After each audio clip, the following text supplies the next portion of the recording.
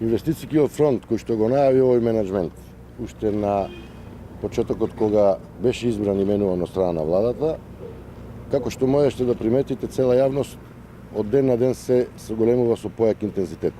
Покрај најавата и почетокот за реконструкцијата на 4 далеководи, 4 трафостаници, МЕПСО од овој момент не ја заборави ни оптиката и оптичката мрежа и најавата во инвестиција во делот на телекомуникацијската мрежа. Имено ова што денес го гледаме е проект кој што е вреден 1 милион евра, кој што ќе заврши до крајот на ноември идната година,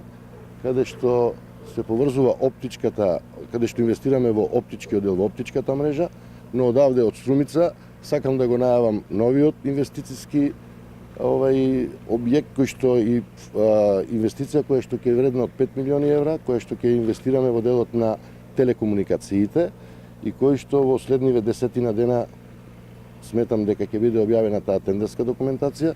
Тоа значи, како што најави премиерот, дека ќе имаме многу придобивки, не само како МЕПСО како институција, туку и други институции во делот на судовите, училишта, телекомуникациите, така да со поддршката што ја добиваме во континуитет од владата, МЕПСО чекори сигурно напред и се надевам да сето тоа го прави во интерес и добровит на граѓаните на Република Македонија.